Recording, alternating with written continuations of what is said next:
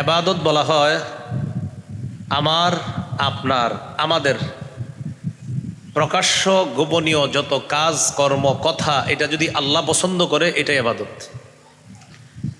আজকে থেকে আমরা চিন্তা করব, আমি প্রকাশ্যে কোনো কথা বলি, প্রকাশ্যে কোনো কর্ম করি, আমি গোপনে কোনো কথা বলি, গোপনে কোনো কর্ম করি, আমার এই কথা কাজ এটা যদি আল্লাহ পছন্দ করেন, বাস এটাই ইবাদত হিসাবে গণ্য করে এটার সওয়াব আল্লাহ দান করবেন। যেমন গোপনে আপনি আপনার বিবির সাথে কথা বলতেছেন, স্বামী স্ত্রীর গোপন কথা হতে পারে, সেখানে আপনারা দুইজন আপনার সন্তানের সুন্দর ভবিষ্যৎ নিয়ে আলোচনা করতেছেন, এই যে আপনাদের গোপন আলোচনা, বাস এই কথাগুলাকে আল্লাহ ইবাদত হিসাবে গণ্য করে সওয়াব দান করবেন। তাহলে আবিধানিক অর্থ নত হওয়া, বিনয়ী হওয়া, পারিভাষিক অর্থ প্রকাশ্যে গোপনে যত কথা কাজ আমরা বলি করি, এটা যদি আল্লাহ পছন্দ করেন বাস এটাই ইবাদত। তা আজকে থেকে আমরা প্রতিটা কদম ফেলার আগে চিন্তা করব যে আমার প্রকাশ্য গোপনে কোনো কথা কোনো কাজ এটা আল্লাহ পছন্দ করেন কিনা, সেই অনুযায়ী আমার প্রতিটা কাজ হবে, প্রতিটা কথা হবে, যে আমার প্রতিটা কথা আর কাজ আল্লাহ যেন পছন্দ করে, আর আল্লাহ যেন আমার প্রতিটা কথা এবং কাজকে ইবাদত হিসাবে কবুল করে নেয়। দ্বিতীয় আলোচনা, পবিত্র কোরআনে ইবাদত মৌলিকভাবে দুই প্রকার। একটা হলো সাধারণ দাসত্ব, আরেকটা বিশেষ দাসত্ব। সাধারণ দাসত্বের মধ্যে সবাই অন্তর্ভুক্ত, আমি আপনি আমরা, কাফেররাও অন্তর্ভুক্ত। কাফেররাও আল্লাহর দাস, আল্লাহর গোলাম স্বীকার করে না। কাফেররা আল্লাহর দেয়া রিজিক গ্রহণ করে, স্বীকার করে না। এটা হলো সাধারণ দাসত্ব। এই ব্যাপারে সূরা কাহফের 93 নম্বর আয়াত, সূরা মারিয়ামের 93 নম্বর আয়াতে আল্লাহ বলেন, ইন কুল্লু মান ফিস সামাওয়াতি ওয়াল আরদি ইল্লা আতির রহমানি আবদা। আসমান জমিনে যা আছে, যা কিছু আছে, সবাই রহমানের দাস হিসাবে উপস্থিত হবে। সবাই দাস, সবাই গোলাম। আরেকটা হলো বিশেষ দাসত্ব, বিশেষ গোলামি। এটার মধ্যে সবাই অন্তর্ভুক্ত না, আল্লাহর বিশেষ বান্দারা এটার অন্তর্ভুক্ত হয়ে যায়, আর আল্লাহ ওই বিশেষ বান্দাদেরকেই আল্লাহর দেওয়া যে জান্নাত, ওই বিশেষ বান্দাদেরকে আল্লাহ জান্নাত দান করে। যেমন সূরা ফুরকানের 63 নম্বর আয়াতে আল্লাহ বলেন, ওয়া ইবাদুর রহমানিল্লাযীনা ইয়ামশুনা আলাল আরদি হাওনা। রহমানের গোলাম তারা যারা পৃথিবীতে নত হয়ে চলে, বিনয়ী হয়ে চলে। এখন আপনারা বলেন, দুনিয়াতে কি সবাই নত হয়ে চলে? আল্লাহর বিশেষ বান্দারা দুনিয়াতে নত হয়ে চলে, আর আল্লাহ তাদেরকে বিশেষ বান্দার অন্তর্ভুক্ত করে তাদেরকে আল্লাহ জান্নাত দান করবে। তাহলে প্রথম আলোচনা গেল আবিধানিক পারিভাষিক অর্থ। দ্বিতীয় আলোচনা, কোরআনে ইবাদত বা দাসত্ব দুই প্রকার, একটা সাধারণ দাসত্ব আর একটা বিশেষ দাসত্ব। সাধারণ দাসত্বে সবাই অন্তর্ভুক্ত, বিশেষ দাসত্বে শুধু বিশেষ বান্দারা অন্তর্ভুক্ত, আর ওই বিশেষ বান্দাদের জন্যই আল্লাহর দেওয়া জান্নাত। 3 নম্বর আলোচনা, হাদিসে ইবাদতের কিছু ব্যবহার আসছে। যেমন আবু দাউদ হাদিসের কিতাব 1479 নম্বর হাদিস, রাসূলুল্লাহ সাল্লাল্লাহু আলাইহি ওয়াসাল্লাম বলেন, আদ-দুআউ হুয়াল ইবাদা। দোয়া করাটাই ইবাদত। কোন ব্যক্তি আল্লাহকে বলে, আল্লাহ আমাকে আপনি মাফ করে দেন, এই যে বলল মাফ করে দেন, আপনি কিন্তু বলছেন মাফ করে দেন আল্লাহকে, এটাও ইবাদত। আল্লাহ আমাকে উত্তম রিজিক দান করেন, আল্লাহ আমার জুতার ফিতাটা ছিঁড়ে গেছে, মাবুদ এই জুতার ফিতার ব্যবস্থা করে দেন। আমার একটা সুইয়ের প্রয়োজন, আল্লাহ আমি নবাবপুর বাজারে এই সুইটা ক্রয় করতে যাব, আমি যেন একটা ভালো সুই পাই, আমি আপনার কাছে দোয়া করে গেলাম। এই যে আল্লাহকে বলতেছেন, ইবাদত। রাসূলুল্লাহ সাল্লাল্লাহু আলাইহি সাল্লাম বলেন, আদ-দুআউ হুয়াল ইবাদা। দোয়া করাটা ইবাদত। হাদিসের কিতাব নাম তিরমিজি, এই কিতাবের 2201 নম্বর হাদিস, রাসূলুল্লাহ সাল্লাল্লাহু আলাইহি ওয়াসাল্লাম বলেন, আল ইবাদাতু ফিল হারজি কাহিজরাতিন ইলাইয়া। ফিতনার জামানায় ইবাদত করা আমি নবীর কাছে হিজরত করার সমতুল্য। ফিতনার জামানায় ইবাদত করা নবীজির কাছে হিজরত করার সমতুল্য, এটা ইবাদত।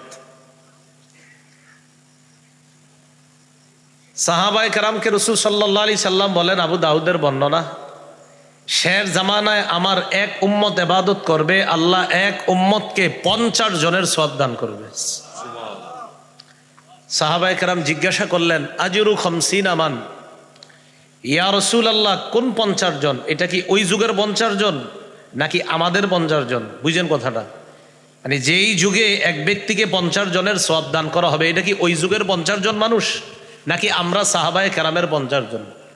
নবীজি বললেন, বাল আজরু 50 মিনকুম, না না ওই যুগের না, তোমরা সাহাবীরা আমি নবীর সামনে যারা আসো, তোমাদের 50 জনের ইবাদতের সওয়াব শেষ জামানায় আমার এক উম্মতকে আল্লাহ দান করবে। তো এই যুগে ইবাদত করতে পারা এটা সৌভাগ্য, এটা গনিমত মনে করা। আল্লাহ আমাদের সকলকে প্রতিটা মুহূর্ত আল্লাহর দাসত্বে, আল্লাহর গোলামিতে কাটানোর তৌফিক দান করেন। হাদিসের একটা কিতাব আছে মুসনাদে আহমদ, এই কিতাবের 6895 নম্বর হাদিস।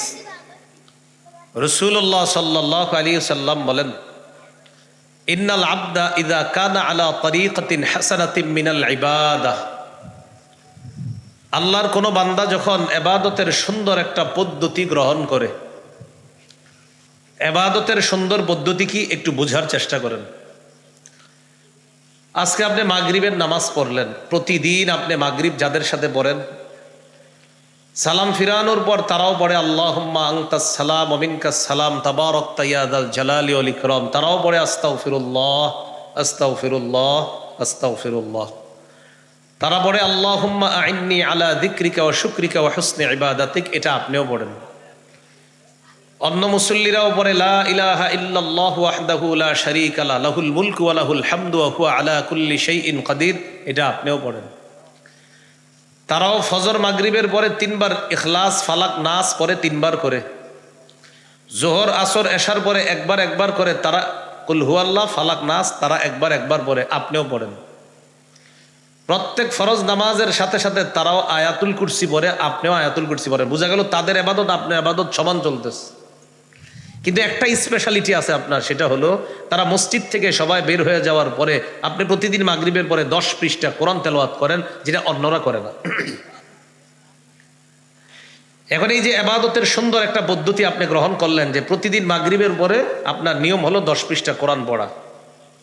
একদিন আপনি অসুস্থ হয়ে গেছেন, অসুস্থ হওয়ার কারণে আজকে আর অসুস্থতার কারণে ওই স্পেশাল আমলটা আপনি করতে পারেননি, যেটা অন্যদিন আপনি করেন, অন্যরা করে না, শুধু আপনি করেন। এই স্পেশাল আমলটা আজকে কেন পারেন নাই? আপনি অসুস্থ। আপনি অসুস্থ থাকার কারণে যে আমলটা করতে পারেন নাই, আল্লাহ তাআলা আপনার নিয়োজিত ফেরেশতাদেরকে বলে, ও ফেরেশতারা উকতুবু বিবিসনি আমালিহি ইদা কানা তালিকা, আমার বান্দা সুস্থ থাকলে ইবাদত করলে যেই সওয়াবগুলা তোমরা লেখতা, অসুস্থতার কারণে ও আজকে ইবাদত করতে পারে নাই, কিন্তু আমি আল্লাহ জানি অসুস্থ থাকলে এটা করতো, কিন্তু যেহেতু ও অসুস্থ, ওজরের কারণে আজকে করতে পারে নাই, সমস্যা কি? আমি আল্লাহ তো কম দেই না। অন্যদিন যেই সওয়াবগুলা লেখতা, আজকে ইবাদত না করলেও সওয়াব লেখা বন্ধ করো না, লিখতে থাকো। এই জন্য আমাদের প্রত্যেকের উচিত কিছু স্পেশাল ইবাদত করা, আমল করা। হ্যাঁ, স্পেশাল কিছু, যেমন সবাই আপনি কোরআন পড়তেছেন, আপনি প্রতিদিন 1000 বার দুরূদ পড়েন, কথার কথা 300 বার দুরূদ পড়েন, আপনি 100 বার দুরূদ পড়েন, যেটা অন্যরা করে না। আলাদা কিছু স্পেশাল গোপন আমল আছে আপনার, যেটা অন্যরা জানে না, শুধু আল্লাহ জানে। অসুস্থতার কারণে স্পেশাল আমলটা না করতে পারলেও আল্লাহ সওয়াব লেখা বন্ধ করাবে না। ফেরেশতারা সওয়াব লিখতে থাকো। ও অসুস্থতায় ইবাদত করতে পারে নাই, সওয়াব লেখা বন্ধ করো না, লিখতে থাকো। আরেকটা দৃষ্টান্ত, হাদিসের একটা কিতাব আছে নাম সহিহুল জামে। এই কিতাবের 4214 নম্বর হাদিস। রাসূলুল্লাহ সাল্লাল্লাহু আলাইহি ওয়াসাল্লাম বলেন, ফাদলুল ইলমি খায়রুন ওয়া আহাব্বু ইলাইয়া মিন ফাদলিল ইবাদাহ, সাধারণ জনগণের নফল ইবাদত করা এটার অনেক ফজিলত। সাধারণ জনগণের নফল ইবাদতের অনেক ফজিলত। নবী বলেন, সাধারণ জনগণের নফল ইবাদতের যে শ্রেষ্ঠত্ব আর মর্যাদা, এর চাইতে বেশি শ্রেষ্ঠত্ব আর মর্যাদা হলো একজন আলেমের এলেম অন্বেষণ করা। একজন আলেমের কি অন্বেষণ করা? এলেম অন্বেষণ করা। নবীজি বলেন, সাধারণ জনগণের নফল ইবাদতের মর্যাদার চাইতে আলেমের এলেম অন্বেষণ করার মর্যাদা আমি নবীর কাছে আরো বেশি দামি। এটা কেন দামি? আলেমের এলেম অন্বেষণের কারণে একটা জাতি গুমরাহি থেকে বাঁচতে পারে। এই জন্য আলেমের এলেম অন্বেষণ সাধারণ জনগণের নফল এবাদতের চাইতে দামি। এর মানে আবার এবাদত ছেড়ে দিয়ে না, এবাদতের শ্রেষ্ঠত্ব তো অবশ্যই আছে। তো বলতেছে যে আলেমের তার মর্যাদা আরো বেশি, কারণ আল্লাহ তার মর্যাদা আলাদা দিয়েছে। 28 পারা 2 নম্বর পৃষ্ঠা সূরা মুজাদালার 11 নম্বর আয়াতে আল্লাহ বলেন, ওয়ারফাইল্লাহুল্লাযীনা আমানু মিনকুম ওয়াল্লাযীনা উতুল ইলমা দারাজাত। মন দিয়ে অনুবাদটা শুনেন আর আপনাদের জ্ঞানটা একটু খাটাবেন। দেখেন অনুবাদটা করি আমি। ওয়ারফাইল্লাহুল্লাযীনা আমানু মিনকুম, তোমাদের মধ্যে যারা ঈমানদার, ওয়াল্লাযীনা উতুল ইলমা, এবং যাদেরকে এলেম দেওয়া হয়েছে তাদের মর্যাদা আল্লাহ বাড়ায়া দেয়। আচ্ছা সুবহানাল্লাহ তো পড়ছেন, ঠিক আছে। কি বলছে দেখেন তো, তোমাদের মধ্যে যারা ঈমানদার এবং যাদেরকে এলেম দেওয়া হয়েছে তাদের মর্যাদা আল্লাহ বাড়ায়। আচ্ছা 2 শ্রেণীরে আলাদা করলেন কেন? ঈমানদারদের মধ্যে কি আলেম নাই? আল্লাহ বলছেন তোমাদের মধ্যে যারা ঈমানদার এবং যাদেরকে এলেম দেওয়া হয়েছে তাদের মর্যাদা। তো তোমাদের মধ্যে যারা ঈমানদার, আলেম তো ঈমানদার। এর মানে আল্লাহ বুঝাইতে চায় তোমাদের মধ্যে যারা ঈমানদার মানে স্বাভাবিকভাবে সাধারণভাবে সবাই তো মুমিন তোমরা, বাকি তোমাদের মধ্যে যাদেরকে এলেম দেওয়া হয়েছে তাদের মর্যাদা আমি আল্লাহর কাছে আরো বেশি। এই জন্য আল্লাহ ঈমানদার বইলা আবার আলাদা বলছে আলেমদের কথা। কেন? ঈমানদারদের মাঝেই তো আলেম আছে, কিন্তু আল্লাহ আবার আলাদা বলছে কেন? যে তাদেরকে এলেমের কারণে তাদের মর্যাদা আল্লাহ দিয়েছে। এই জন্য লোকমান হাকিম রহমতুল্লাহ আলাই তিনি বলেন 4টা কাজে অনীহা করা উচিত না। কয় কাজে? 4টা কাজে অনীহা করা উচিত না। 1 নাম্বার, মেহমানের মেহমানদারি করার ক্ষেত্রে অনীহা করা উচিত না। মেহমানের মেহমানদারি করা এই ক্ষেত্রে অনীহা করা উচিত না। 2 নাম্বার, আলেমের সম্মান করা, কোন আলেমের সম্মান করা এই ক্ষেত্রে অনীহা করা উচিত না। আরেকটা হলো যানবাহনের যত্ন নেওয়া। আপনি যে যানবাহনটা দিয়ে চলাচল করেন এটার যত্ন নিয়ে কখনো অনীহা প্রকাশ করবেন না, অলসতা করা যাবে না। এই যানবাহনের যত্ন নিতে হবে আপনার। যানবাহনের যত্ন নেওয়া এই ক্ষেত্রে অনীহা করা উচিত না, যে যানবাহনের যত্ন নেওয়ার ক্ষেত্রে অনীহা করা উচিত না। আর কেউ কেউ আরেকটা লেখছেন যে যাদের মেয়ের বিয়ের বয়স হয়ে যায় তাকে বিয়ে দেওয়ার ক্ষেত্রে বিলম্ব করা উচিত না। এই বিষয়গুলা বিলম্ব করা উচিত না। আরেকটা বিষয়, তাড়াহুড়া হলো শয়তানের কাজ। বলেন তাড়াহুড়া কার কাজ? শয়তানের কাজ। সেটা আরেকভাবে আসছে। তবে 5টা কাজ তাড়াতাড়ি করা উচিত। তাড়াহুড়া করা শয়তানের কাজ, তবে 5টা কাজ তাড়াতাড়ি করা উচিত। 1 নাম্বার, মেহমানের মেহমানদারি করা, এটা তাড়াতাড়ি করা উচিত। মেহমানের মেহমানদারি করা তাড়াতাড়ি করা উচিত। 2 নাম্বার, মৃত ব্যক্তির কাফন দাফন তাড়াতাড়ি করা। আমরা মাঝে মাঝে 2-3 দিন রাইখা দিই, ছেলে আসবে আমেরিকা থেকে। হ্যাঁ, আচ্ছা এখন আসলেই কি হবে সেটা আমারে বলেন, লাশটাই তো দেখবে, তো লাভ কি? যদি বেঁচে থাকতো বুঝলাম, কিন্তু বেঁচে তো নাই। তো 2 নাম্বার, মৃত ব্যক্তিকে কাফন দাফনে তাড়াহুড়া করতে হবে, খুব তাড়াতাড়ি কাফন দাফন করা, এটা হলো 2 নাম্বার। 3 নাম্বার, কুমারী মেয়েকে দ্রুত বিয়ে দিয়ে দেওয়া। 4 নাম্বার, ঋণ দ্রুত পরিশোধ করা। টাকা পকেটে থাইকেও ঋণ দেয় না, আপনার আছে এরপর আপনি ঋণ দিতে গরিমসি করছেন না, এটা পরিশোধ করা দ্রুত। 5 নাম্বার, তওবা নগদ করা। এরকম না করা যে দাড়িগুলা সাদা হইলে তওবা করব না, নগদ তওবা করা। এগুলা তাড়াতাড়ি তাড়াতাড়ি করা শয়তানের কাজ, তবে 5টি কাজ তাড়াতাড়ি করতে হবে। এখানে শয়তানের কাজ এগুলা না, তাড়াহুড়া করা শয়তানের কাজ, কিন্তু 5টা কাজ তাড়াতাড়ি করলেও এটা শয়তানের কাজ না। এর মধ্যে একটা হলো মেহমানের মেহমানদারি করা, 2 নাম্বার কাফন দাফন তাড়াতাড়ি করা, 3 নাম্বার কুমারী মেয়ের দ্রুত বিয়ে দিয়ে দেওয়া, 4 নাম্বার ঋণ দ্রুত পরিশোধ করা, 5 নাম্বার তওবা নগদ করা, কালকে না নগদ এই মুহূর্তে তওবা করা। আর অন্য জায়গায় লোকমান হাকিম বললেন আলেমের সম্মান করা, এগুলোতে অনীহা প্রকাশ না করা। তো মূল আলোচনায় চলে আসি। কোথায় ছিলাম? হাদিসের মধ্যে ইবাদতের প্রয়োগ দেখাচ্ছিলাম আমরা। এই হলো আজকের 3 নাম্বার আলোচনা। আজকের 4 নাম্বার আলোচনা, এটা আমরা সবাই একসাথে বললে মুখস্থ থাকবে। বলি, প্রতিদান পাওয়ার ক্ষেত্রে ইবাদত 2 প্রকার। 1, নিজে ইবাদত করে প্রতিদান পাওয়া। 2, অন্যের সাহায্যে ইবাদত করে প্রতিদান পাওয়া। তাহলে প্রতিদান পাওয়ার ক্ষেত্রে ইবাদত দুই প্রকার, একটা নিজে নিজে ইবাদত করে প্রতিদান পাবেন, আরেকটা ইবাদত করতে হলে অন্যের সাহায্য লাগবে। নিজে ইবাদত করে প্রতিদান পাওয়া যেমন তিরমিজির হাদিস 2910 নম্বর হাদিস, রাসূলুল্লাহ সাল্লাল্লাহু আলাইহি সাল্লাম বলেন, মান ক্বারাআ হারফাম মিন কিতাবিল্লাহি ফালাহু বিহি হাসানা ওয়াল হাসানাতু বিআশরি আমসালিহা। কেউ যদি কোরআনের একটি অক্ষর তেলাওয়াত করে সাথে সাথে তার আমলনামায় 10টি নেকি লিপিবদ্ধ হয়ে যায়। এক অক্ষরে 10 নেকি। তা আপনি যতবার পড়বেন 10 নেকি হয়ে যাবে আপনার। পড়ি আমরা আলহামদু, সবার 50টা নেকি হয়েছে। আবার আলহামদু 100টা হয়ে গেল। হামজা লাম হা মিম দাল 5 অক্ষর, তো 5 10 কত হয়? 50। আপনি মসজিদে বৈশা গপ্পবাজি না কইরা কোরআন তেলাওয়াত করেন, কুল হুয়াল্লাহ পড়েন, ফালাক নাস পড়েন, জামাতের বাকি এখনো 10 মিনিট। ওই মুহূর্তে ঘড়ির দিকে তাকায়া পাশে 2-3 জন বসার, কি অবস্থা, ছোট মেয়েটার বিয়ে হয়েছিনি? আচ্ছা, আর কোনো প্রশ্ন নাই এখন না? এগুলা জিজ্ঞাসা করে মসজিদে বৈশা বৈশা। ধানের কি অবস্থা, এইবার আপনার সকালবেলা ধান টান রোপণ করছেন তো? উদ্ভট টাইপের কথাবার্তা সব ওইসব মাথায় আসবে, যেগুলো মসজিদের বাইরে আসে না। সময়গুলা কাজে লাগানো।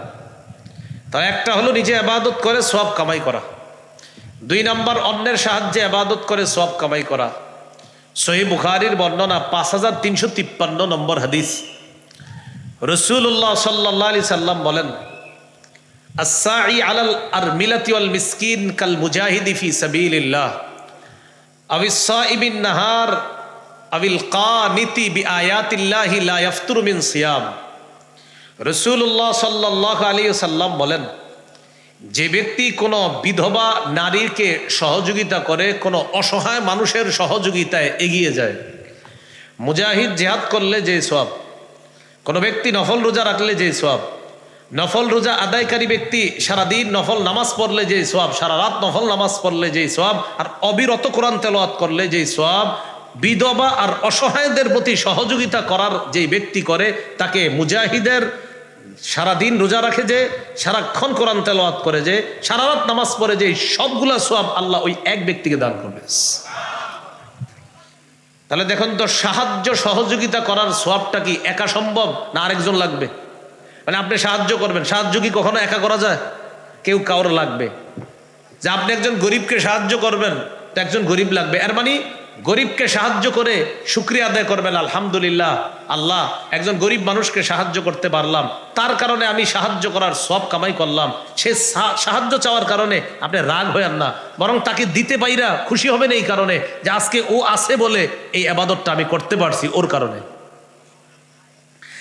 যাকাত আদায় করার পরে শুকরিয়া আদায় করবেন, অহংকার করবেন না যে আমি অমুকরে এত লাখ টাকা যাকাত দিছি, না, বরং শুকরিয়া আদায় করবেন যে আমার যাকাত নেওয়ার মতো লোক ছিল বলে তাকে যাকাতটা দিতে পেরে আল্লাহর কাছ থেকে সওয়াব কামাই করছি।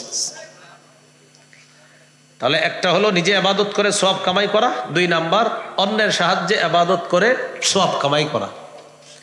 এই হলো আজকের 4 নাম্বার আলোচনা। আজকের 5 নাম্বার আলোচনা, এটাও একটু সবাই বলি আমরা সাধারণত 5 মাধ্যমে ইবাদত করি। তাহলে একটা সুন্দর বাংলা মিলাই বলি, বলেন মাধ্যম হিসাবে ইবাদত 5 প্রকার। মাধ্যম হিসাবে মানে অর্থাৎ 5 মাধ্যমে ইবাদত করি।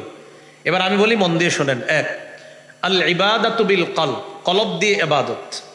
2 নাম্বার আল ইবাদাতু বিল লিসান, জবান দিয়ে ইবাদত।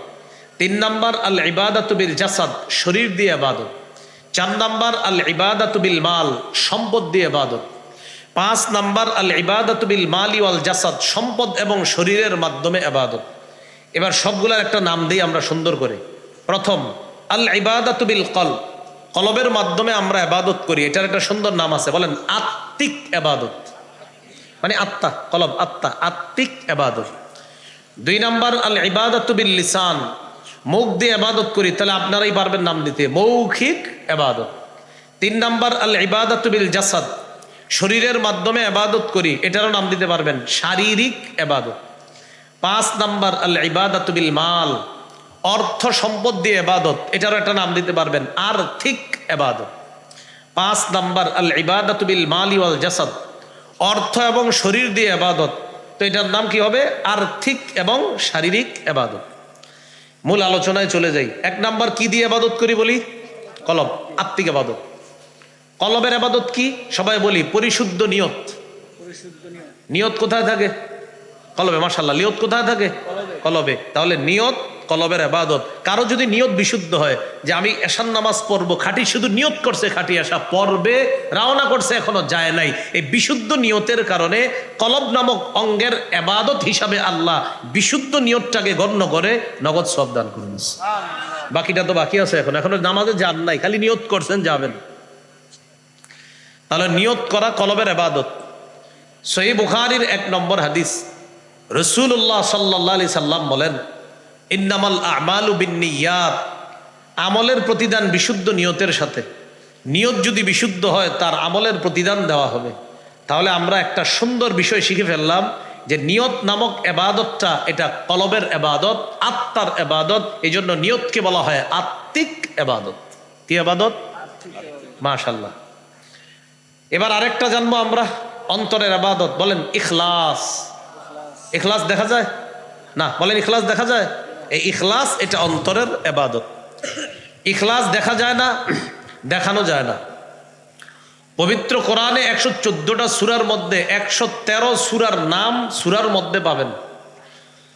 113 সূরার নাম সূরার মধ্যে পাবেন, একটা সূরার নাম সূরার মধ্যে পাবেন না। 114 সূরার মধ্যে বলেন তো কয়টা সূরার নামও পাওয়া যাবে সূরার মধ্যে? কয়টা সূরা? 113টা। বাকি রইল কয়টা? এই একটা সূরার নাম আছে কিন্তু নামটা সূরার মধ্যে নেই। যেমন সূরাতুল হামদি বা সূরাতুল ফাতিহা, প্রথম সূরা, এটাকে সূরাতুল হামদিও বলা হয়। তাহলে দেখেন শুরুতে আছে আলহামদুলিল্লাহি রাব্বিল আলামিন। দ্বিতীয় সূরা সূরাতুল বাকারা, গাভীর সূরা, গাভী সম্পর্কে আলোচনা। আল্লাহ তাআলা বলেন, ওয়াইদ ক্বালা মূসা লিকওমিহি ইন্নাল্লাহা ইয়া'মুরুকুম আন তাযবাহু বাকারা। স্মরণ করুন ওই সময়কে যখন মূসা তার জাতিকে বললেন, এ আমার সম্প্রদায়, আল্লাহ তোমাদেরকে আদেশ করেছেন একটা গাভী জবাই করতে। গাভীর কথা আসেনি? নাম কি? বলেন গাভী নাম কি? আর সূরার মধ্যে কি গাভীর আলোচনা আছে? আছে। 3 নম্বর সূরা সূরা আলী ইমরান, মানে ইমরানের পরিবার। তাহলে নাম পেয়ে গেলাম। এবার দেখি ভিতরে আসেনি। আল্লাহ বলেন, ইন্নাল্লাহা আসতাফা আদামা ওয়া নূহা ওয়া আলা ইব্রাহিমা ওয়া আলা ইমরানা ওয়া আলা ইমরানা আলাল আলামিন। আল্লাহ তাআলা আদমকে, নূহকে, ইব্রাহিমকে এবং ইমরানের পরিবারকে বিশ্ববাসীর উপর নির্বাচিত করেছেন।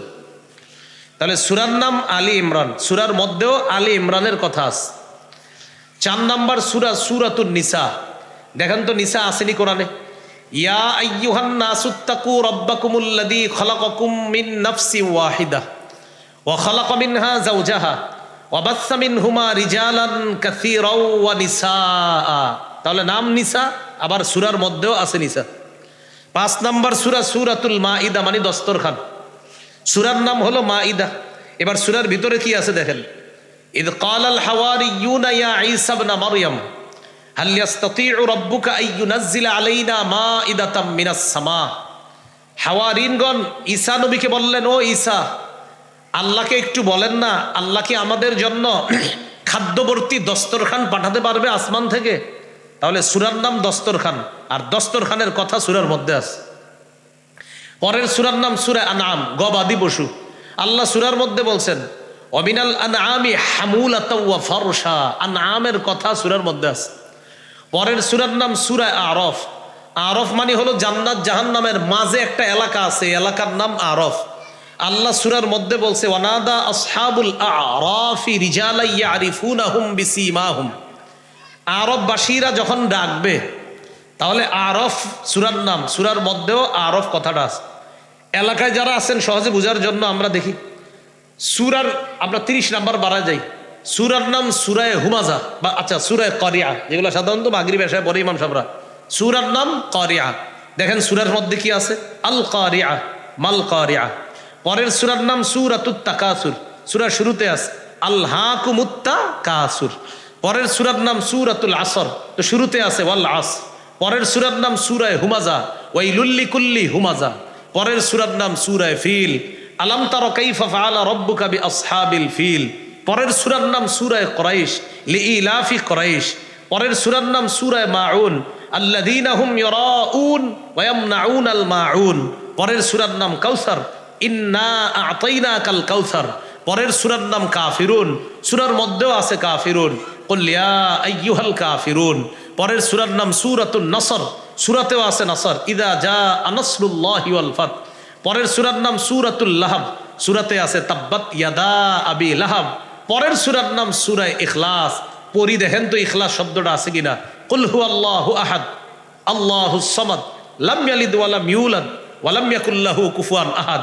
নাম ইখলাস সূরাতের মধ্যে কিন্তু নাই। পড়ো নাকি? সব সূরার নাম যা সূরার মধ্যেও আছে তা। সূরা ইখলাসের নাম ইখলাস, তো পুরো সূরার মধ্যে পড়তেছি কুল হুয়াল্লাহু আহাদ, আল্লাহ পাইলাম না। আল্লাহুস সামাদ না পাইলাম না। লাম ইয়ালিদ ওয়া লাম ইউলাদ পেলাম না। ওয়া লাম ইয়াকুল লাহু কুফুয়ান আহাদ পেলাম না। আল্লাহ বুঝাইতে চায় বান্দা ইখলাস দেখানোর জিনিস না, ইখলাস গোপন জিনিস, এটা খুঁজে নিতে হয়, এটা গভীরভাবে খুঁজতে হয়। এজন্য তোমাদেরকে আমি আল্লাহ শিক্ষা দিলাম, সূরার নাম রাখছি ইখলাস, কিন্তু সূরার মধ্যে ইখলাসটা দেখাইনি। আমি তোমাদেরকে শিক্ষা দিলাম যে ইখলাস জিনিসটা দেখানোর না, এটা ভিতরে রাখার নাম, এটা শুধু আল্লাহ দেখলেই হবে। কি শিখলাম বলেন তো? ইখলাস দেখানোর জিনিস না, এটা শুধু কে দেখবে? এই জন্য সূরা ইখলাস নাম ইখলাস, সূরার মধ্যে ইখলাস নাই। আল্লাহ আমাদেরকে শিখায়, বুঝো নাই কেন নাম রাখছি ইখলাস, সূরার মধ্যে ইখলাস তোমাদেরকে দেখাই নাই, শিক্ষা দিলাম যে ইখলাস দেখানোর জিনিস না, এটা ভিতরে লালন করার জিনিস। মনে থাকবে নি কথাগুলা? তাহলে সব সূরার নাম সূরাতে আছে, ইখলাস নাম সূরার মধ্যে নাই। যদি কেউ বলে ভাই আসলে নাই, বলবেন হ্যাঁ আসলে আছে। কোথায়? এটা গভীরভাবে এখান থেকে খুঁজে নিতে হবে। তো সরাসরি এটা দেখা যায় না কেন? যে ইখলাস দেখানো যায় না, এটা ভিতরে থাকে, এটা শুধু আল্লাহ দেখে। এই হলো আপনার ইখলাস, এটা অন্তরের ইবাদত। নাসাই হাদিসের কিতাব 3140 নম্বর হাদিস। এই হাদিসের মধ্যে আছে রাসূলুল্লাহ সাল্লাল্লাহু আলাইহি সাল্লাম বলেন, ইন্নাল্লাহা লা ইয়াকবালু মিনাল আমালি ইল্লা মা কানা লাহু খালিসা। আল্লাহ ততক্ষণ পর্যন্ত বান্দার আমল কবুল করেন না যতক্ষণ আল্লাহ তাআলার ওই আমলটা বান্দা ইখলাসের সাথে না করবে, ততক্ষণ এই আমল আল্লাহ কবুল করেন না। তাহলে আমরা দুইটা জিনিস পাইলাম। সবাই বলেন তো, নিয়ত কোন জায়গার ইবাদত? কলবের। মাশাআল্লাহ। ইখলাস কোন জায়গার ইবাদত? কলব। তাহলে কলবের দুইটা ইবাদত পাইলাম, নিয়ত, ইখলাস। কলবের আরেকটা ইবাদত খুঁজি দেখি, সুন্দর চিন্তা করা। বলি না সবাই একটু 10 সেকেন্ড প্রত্যেকে একটা ভালো চিন্তা করেন। আমিও করি, আমি করছি, আপনারাও করছেন। বাস থামেন। আপনি চিন্তা করলেন এই এলাকায় এক ভাইরে আমি প্রতিদিন নামাজে নিয়ে যাই, উনি 4 ওয়াক্ত নামাজ মসজিদে পড়ে, খালি ফজরের নামাজটা মসজিদে পড়ে না। ওনারে কিভাবে ফজরেও মসজিদে আনা যায় আপনি চিন্তা করা শুরু করছেন। শুধু চিন্তা করতেছেন, কাউরে বলতেছেন না কিভাবে মসজিদে আনা যায় আমার দোস্তটারে, 4 ওয়াক্ত আসে, ফজরে আসে না।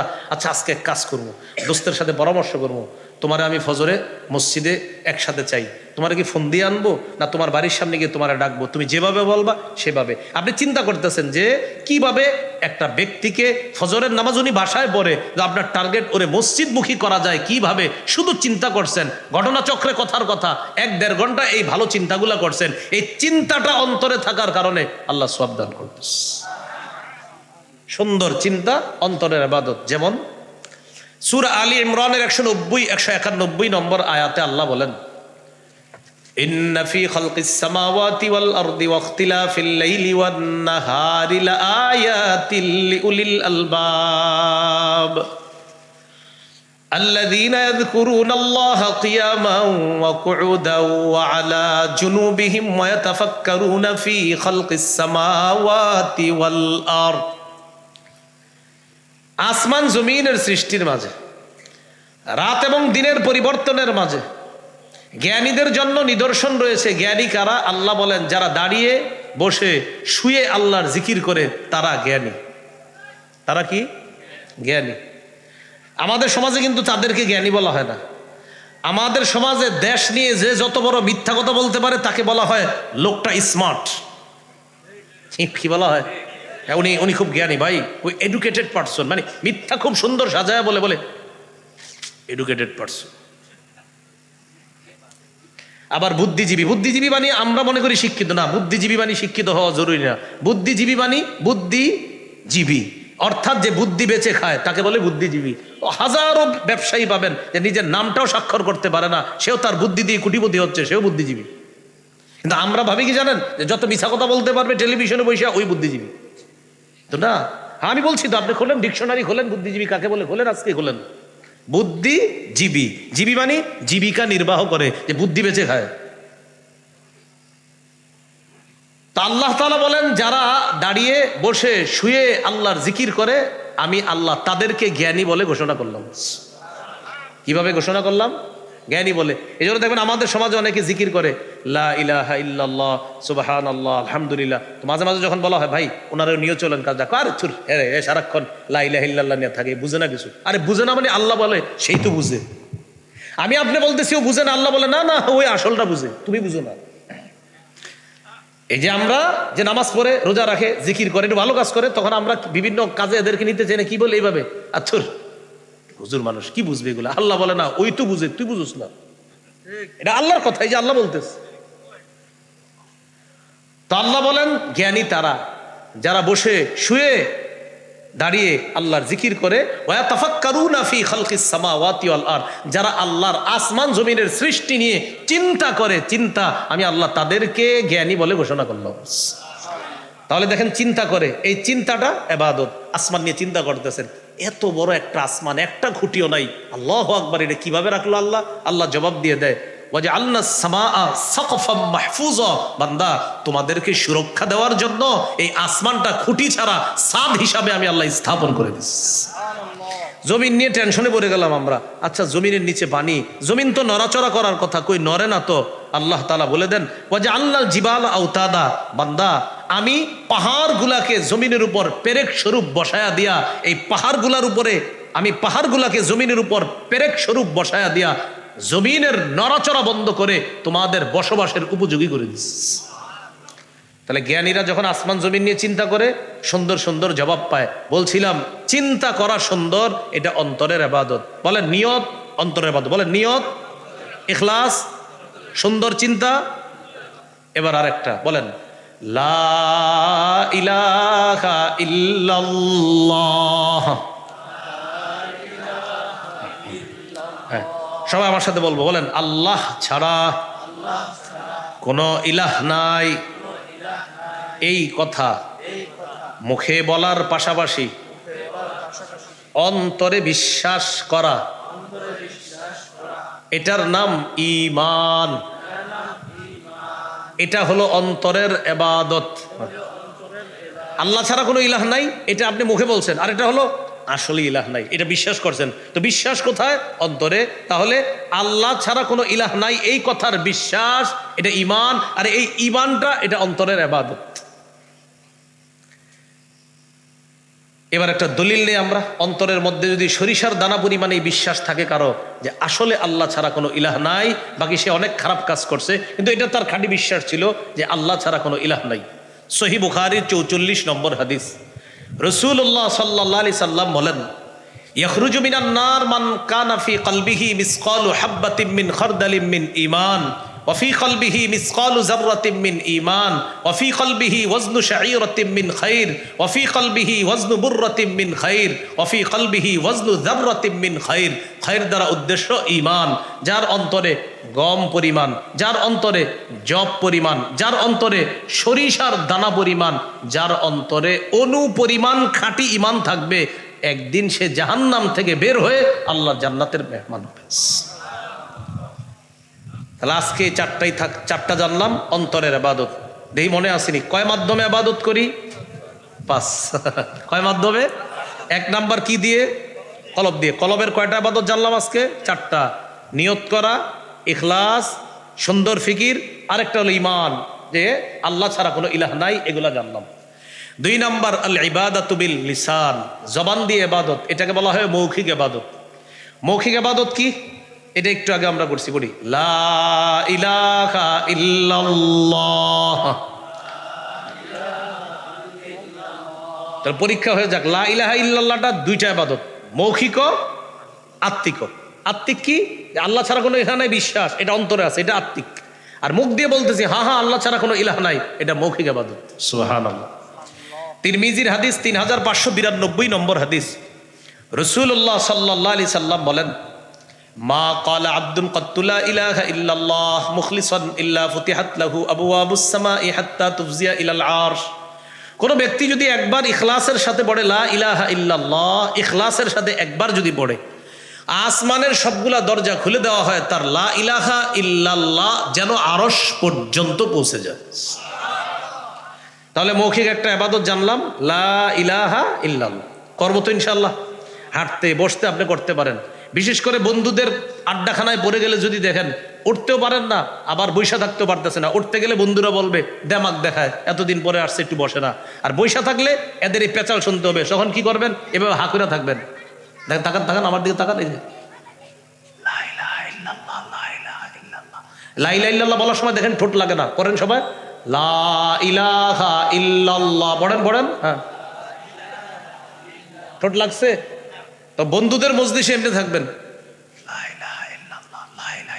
হেরা ভাববে আপনি হা কইরা মন দিয়া কথা শুনতেছেন, আসলে তো আসমানের দরজা সব খুইলা আরশ পর্যন্ত আপনার লা ইলাহা ইল্লাল্লাহ পাঠাইতেছে।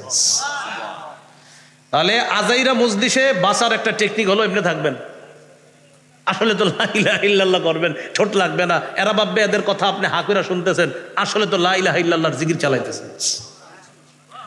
মৌখিক আরেকটা ইবাদত তিলাওয়াতুল কোরআন, কোরআন তেলাওয়াত করা। করবেন না ইনশাআল্লাহ? না, শুধু রমজানে করবেন। রমজানের 27 দিন করবেন, করার পর 27শে রমজান ইমাম সাহেবের একটা চিঠি দিবেন, হুজুর আমার 3 খতম কোরআন হয়েছে, এটা একটু বক্সায়া দিয়েন। এতদিন কইছিল বক্সানোর আগে, 27 দিন পড়ছেন না, তো আমি ঠিক আছে মাইনে নিলাম বক্সাবে হুজুরে, তো এই 27 দিন ছিলটা কই? এটা মানে হুজুরে বক্সাইলেই তো যাবে, যারা বক্সাবেন, এর আগে কি ঘুরতেছিল? তো কেন নতুন করে বলেন বক্সায়া দিয়েন?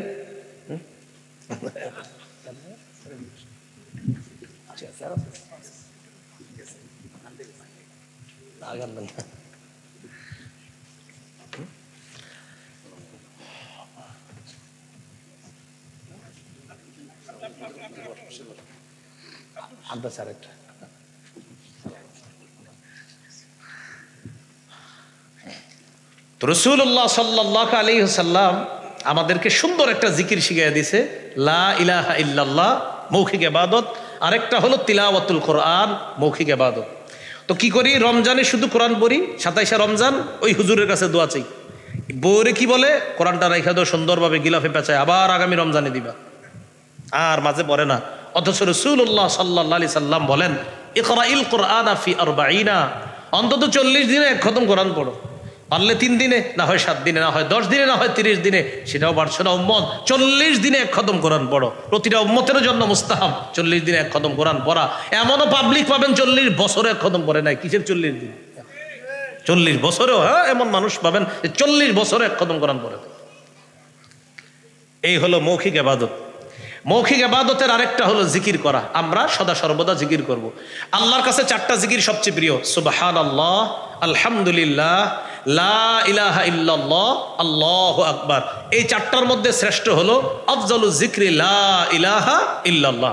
4টা প্রিয়, আর এই 4টার মধ্যে শ্রেষ্ঠ লা ইলাহা ইল্লাল্লাহ। এগুলো 2 নাম্বার, মুখ দিয়ে ইবাদত। 3 নাম্বার আল ইবাদাতু বিল জাসাদ, শরীর দিয়ে ইবাদত, শারীরিক ইবাদত, যেমন নামাজ পড়া। মাশাআল্লাহ, আজকে যারা এশার নামাজ পড়েছেন আলহামদুলিল্লাহ। আগামী নামাজটা হলো ফজরের নামাজ। রাসূলুল্লাহ সাল্লাল্লাহু আলাইহি সাল্লাম বলেন, মান সাল্লাল ইশা ফি জামাআহ ফাকান্নামা কামা নিসফাল লাইল, যে ব্যক্তি এশা জামাতে পড়লো সে যেন অর্ধেক রাত ইবাদতে কাটায় দিছে। আপনি এশার নামাজ পড়ে ঘুমায় গেছেন, আল্লাহুম্মা বিসমিকা আমুতু আহিয়া, আপনি আছেন ঘুমে, আল্লাহ আপনাকে অর্ধেক রাত দাঁড়ায়া দাঁড়ায় ইবাদতের সওয়াব দিয়ে দিবে। ওমান সাল্লাল গাদাতা ফি জামাআ, আর যে ব্যক্তি ফজর জামাতে পড়বে, ফাকান্নামা সাল্লাল লাইলা কুল্লা, যেন সে সারা রাত নামাজ পড়লো। তাহলে দেখেন আল্লাহ কত মহান। আমি আপনি এশা পরে ঘুমায়া গেলাম, ঘুম থেকে উঠা ফজর বললাম, সারা রাত নিজেদেরকে বিশ্রাম দিলাম, আরাম দিলাম, আমার রব কত মায়া কত দয়া। আমি আপনি এশা পরে ঘুমাইলাম, উঠে ফজর বললাম, রব মায়া করে সারা রাত নামাজ পড়ার সওয়াব দান করে। ফজরের নামাজটা পড়া দরকার আসেনি? ফজরের সময় আপনার কোরবানির সময় গোস্ত খায় অনেক, এজন্য ফজরে তুলনামূলক মুসল্লি কমে যায়।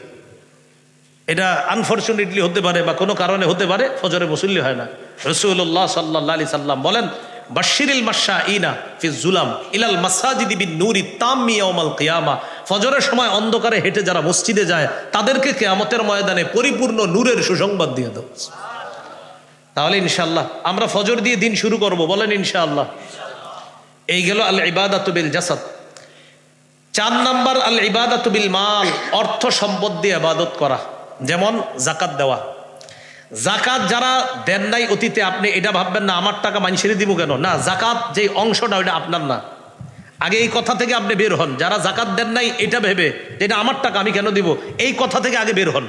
দেন নাই পরের কথা, আগে এটা থেকে বের হন যে যাকাত যে অংশটা দেন নাই ওটা আপনার না, এটা থেকে আগে বের হন। আপনি 40 ভাগের 1 ভাগ যাকাত আসছে আপনার, আপনি ভাবতেছেন এটা আমার না, এটা আপনার না, 40 ভাগের 1 ভাগ ওটা আপনার না। আল্লাহ আপনাকে দায়িত্ব দিছে ওইটার, শোনো এই 40 ভাগ সম্পদ তোমারে দিলাম, 39 ভাগ ওটা তোমার, আর ওই 1 ভাগ কিন্তু তোমার না, ওটা ওই খাতে তুমি দিয়ে দিবা, আমি আল্লাহ তোমাকে দায়িত্ব দিছি, সঠিকভাবে বন্টন করে দিয়ে দিবা। তাহলে আপনি প্রথমে এই ব্যাপারে একমত হন। 1 লক্ষ টাকার 2,500 টাকা এটা আপনার না, 97,500 আপনার। 1 বছর অতিবাহিত হয়ে যাওয়ার পর আল্লাহ বুঝাইয়া দেয় 97,500 তোমার, 2,500 তোমার না, খাত আছে ওখানে দিয়ে দাও। কি শিখলাম ভাই বলেন? যাকাত দাতারা আমানতদার, যাকাতের অংশটা পৌঁছায় দেওয়ার জন্য। যাকাত আসছে 1 লাখ, উনি 20,000 30,000 টাকার শাড়ি আর লুঙ্গি কিনা ওই মহিলা পুরুষদেরকে সিরিয়াল ধরে ধরে এগুলা দিছে আর ফেসবুকে দেয়। আলহামদুলিল্লাহ, নিজের হালকা অনুভূত হচ্ছে আজকে যে জাকাতের লুঙ্গি শাড়িগুলা তাদের মাঝে বিতরণ করলাম। এটা আবার কিনছে থেকে কিছু দোকানে লেখা থাকে এখানে জাকাতের লুঙ্গি ও শাড়ি পাওয়া যায় 260 টাকা, এগুলা আইনা দিয়ে দিস। আবার এটা ফেসবুকে দিয়ে কি বলতেছে, নিজেকে হালকা মনে হচ্ছে, হালকা না, বাকি 70,000 কে দিব। সহিহ বুখারীর বর্ণনা, যে ব্যক্তির উপর যাকাত ফরজ এরপরও সে যাকাত দেয় নাই, মান আতাহুল্লাহু মালা ফালাম ইউআদ্দি যাকাতা মুসিলা লাহু ইয়াউমাল কিয়ামাতি শুজাআন আকরা। যে ব্যক্তির উপর যাকাত ফরজ হওয়ার পরেও সে যাকাত দেয় না, তার এই যাকাতযোগ্য সম্পদটাকে আল্লাহ 20 দর সাপে রূপান্তরিত করবে। সাপ তার পা থেকে পেঁচায়া এই মাথার এখানে এসে ফনা ধরে বলবে, আনা কানজুকা আনা মালুকা, আমি তোমার সঞ্চিত সম্পদ, যেটার যাকাত তুমি দেও নাই, আমি সেই সম্পদ।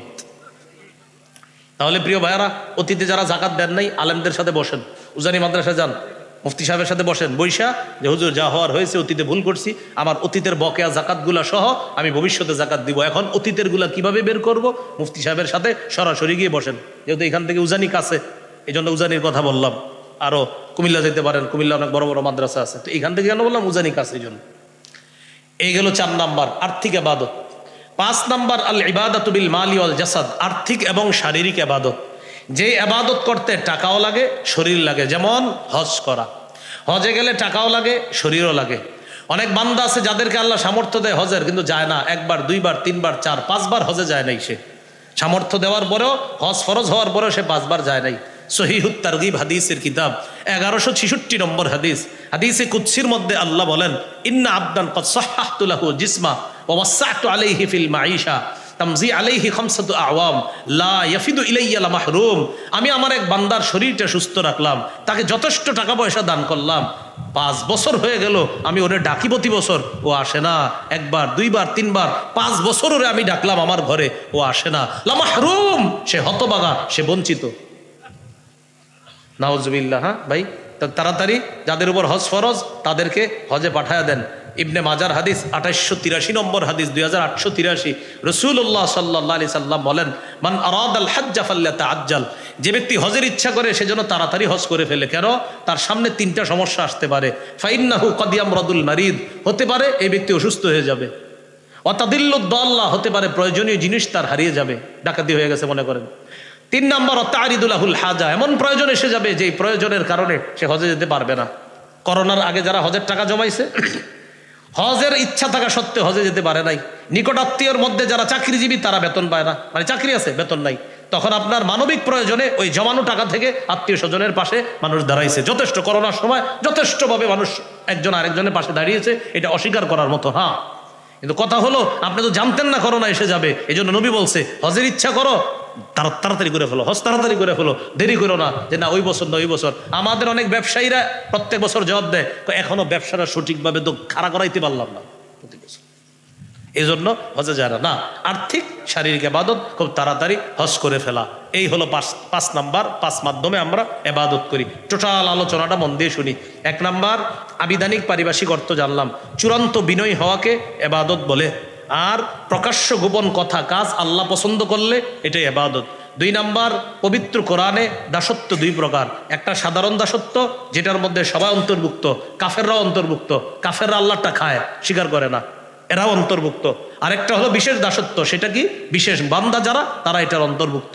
3 নাম্বার হাদিসে এবাদতের কিছু প্রয়োগ জানলাম। 4 নাম্বার আপনার উপকারিতা লাভের দিক থেকে এবাদত 2 প্রকার। সওয়াব কামাই করি 2 মাধ্যমে, আমরা হয়তো নিজে এবাদত করে সওয়াব কামাই করি, না হয় অন্যের সাহায্যে এবাদত করে সওয়াব কামাই করি। আর 5 নাম্বার যেটা জানলাম, আমরা 5 মাধ্যমে এবাদত করি। 1 নাম্বার কলব দিয়ে, এটা হলো আত্মিক এবাদত। 2 নাম্বার মুখ দিয়ে, এটা মৌখিক এবাদত। 3 নাম্বার শরীর দিয়ে, এটা শারীরিক এবাদত। 4 নাম্বার টাকা দিয়ে, এটা আর্থিক এবাদত। 5 নাম্বার শরীর এবং টাকা, এটা আর্থিক এবং শারীরিক এবাদত। আল্লাহ তাআলা আমাদের সকলকে এবাদত সম্পর্কে যে কথাগুলো জানলাম বললাম, আল্লাহ আমল করার তৌফিক দান করেন। এবার আমার সাথে বলেন মজলিসে বসা, বলেন দ্বীনি মজলিসে বসা, এটাও এবাদত। আল্লাহর ওলিদের সামনে বসা, বলেন এটাও এবাদত। এজন্য বলেন, এজন্য হঠাৎ এবাদতের পরিবেশ নষ্ট না করার গুনাহটা, বলেন কি মানে এবাদতের পরিবেশ নষ্ট করব আমরা?